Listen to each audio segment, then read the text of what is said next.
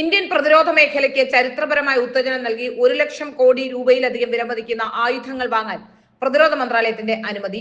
പ്രതിരോധ മന്ത്രി രാജ്നാഥ് സിംഗിന്റെ നേതൃത്വത്തിലുള്ള defence acquisition council 1.5 lakh crore രൂപയുടെ 10 പുതിയ പ്രതിരോധ സംഭരണ പദ്ധതികൾക്കാണ് അംഗീകാരം നൽകിയത്.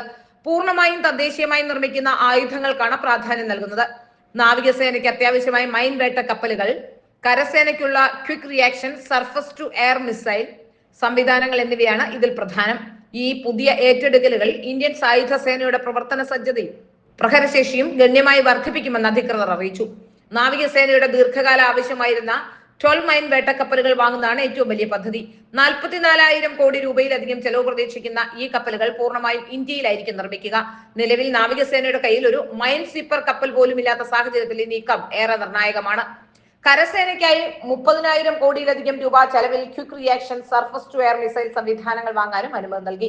DRDO തദ്ദേശീയമായി രൂപകൽപ്പന ചെയ്ത ഈ മിസൈൽ സംവിധാനത്തിന് ഏകദേശം 30 കിലോമീറ്റർ ദൂരപരിധിയുണ്ട്. ആകാശ് വ്യോമ പ്രതിരോധ സംവിധാനത്തിന് പുറമെ 3 റെജിമെന്റ് കൂടിയെത്തുന്നത് വ്യോമസേനയുടെ വ്യോമ പ്രതിരോധത്തിന് വലിയ കരുത്താകും. ഇവയ്ക്ക് പുറമെ കവചിത വാഹനങ്ങൾ, ഇലക്ട്രോണിക് യുദ്ധവിമാനങ്ങൾ, 3 സേനയ്ക്കും വേണ്ടിയുള്ള സംയോജിത ഇൻവെന്ററി മാനേജ്മെന്റ് സിസ്റ്റം എന്നിവ വാങ്ങുന്നതിനും ഡിഫൻസ് അക്വിസിഷൻ കൗൺസിൽ അംഗീകാരം നൽകി കഴിഞ്ഞു.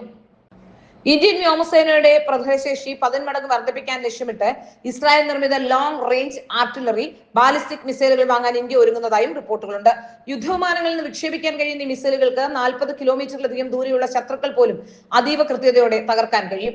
പ്രതിരോധ പ്രസിദ്ധീകരണമായ ICRW ആണ് ഇത് സംബന്ധിച്ച വാർത്ത റിപ്പോർട്ട് ചെയ്തത്. ഓപ്പറേഷൻ സിന്ദൂർ പോലുള്ള സൈനിക നടപടികളുടെ പശ്ചാത്തലത്തിൽ സുരക്ഷിതമായ അകലത്ത് നിന്ന് ശത്രുവിന്റെ തന്ത്രപ്രധാന കേന്ദ്രങ്ങൾ തകർക്കേണ്ടതിന്റെ ആവശ്യകത തിരിച്ചറിഞ്ഞാണ് വ്യോമസേന ഈ നീക്കം നടത്തുന്നത്.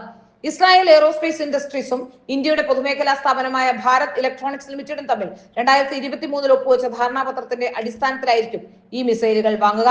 ഇസ്രായേൽ എയ്റോസ്പേസ് ഇൻഡസ്ട്രീസ് വികസിപ്പിച്ചെടുത്ത വിമാനങ്ങളിൽ നിന്ന് വിക്ഷേപിക്കാൻ കഴിയുന്ന ഒരു അത്യാധുനിക ബാലിസ്റ്റിക് മിസൈലാണ് എയർ ലോറ. അതീവ സുരക്ഷയുള്ള ഉയർന്ന പ്രാധാന്യമുള്ള ശത്രു ലക്ഷ്യങ്ങളെ തകർക്കാനാണ് ഇത് പ്രധാനമായും ഉപയോഗിക്കുന്നത്.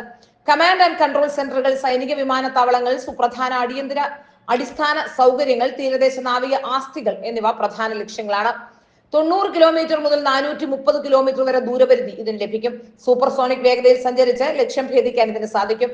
ഫയർ ആൻഡ് ഫർഗറ്റ് സ്വഭാവമുള്ള ഈ മിസൈലിന് വിക്ഷേപിച്ചതിനു ശേഷം മാറുന്ന ലക്ഷ്യങ്ങളെ പോലും പിന്തുടർന്ന് നശിപ്പിക്കാൻ കഴിയും.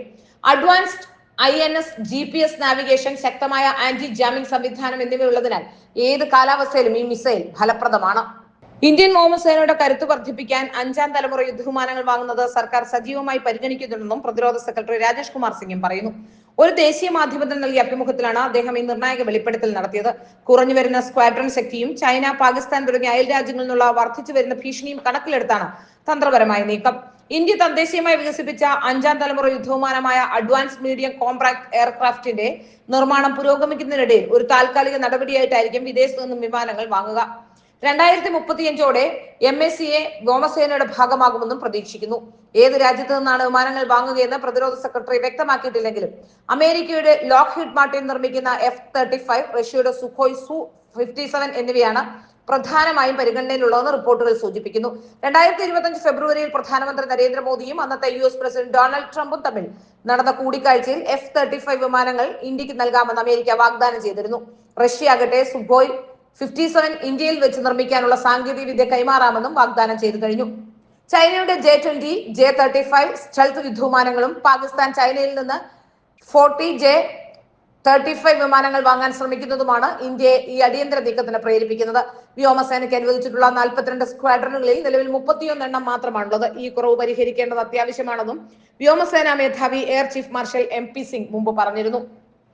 F-35 വിമാനത്തിന്റെ ഉയർന്ന വില ഏതാണ്ട് 80 മുതൽ 110 ദശലക്ഷം ഡോളർ വരെയാണ്. അമേരിക്കയുടെ കർശനമായ നിരീക്ഷണ വ്യവസ്ഥകൾ, ഇന്ത്യയുടെ റഷ്യൻ നിർമ്മിത ആയുധങ്ങളുമായുള്ള ചർച്ചക്കുറവ് എന്നിവ വെല്ലുവിളികളാണ്.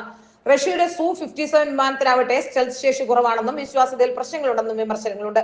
ഈ കാരണങ്ങൾ കൊണ്ടാണ് 2018 ഇന്ത്യ റഷ്യയുമായുള്ള സംയുക്ത യുദ്ധവിമാന നിർമ്മാണ പദ്ധതിയിൽ നിന്ന് പിന്മാറിയത്. തദ്ദേശീയമായ MACA പദ്ധതിക്ക് പ്രാധാന്യം നൽകുന്നതിനോടൊപ്പം തന്ത്രപരമായ ഏറ്റെടുക്കലുകളിലൂടെ വ്യോമസേനയെ ശക്തിപ്പെടുത്താനാണ് സർക്കാർ ലക്ഷ്യമിടുന്നതെന്നും പ്രതിരോധ സെക്രട്ടറിയുടെ വാക്കുകളും വ്യക്തമാക്കുന്നു.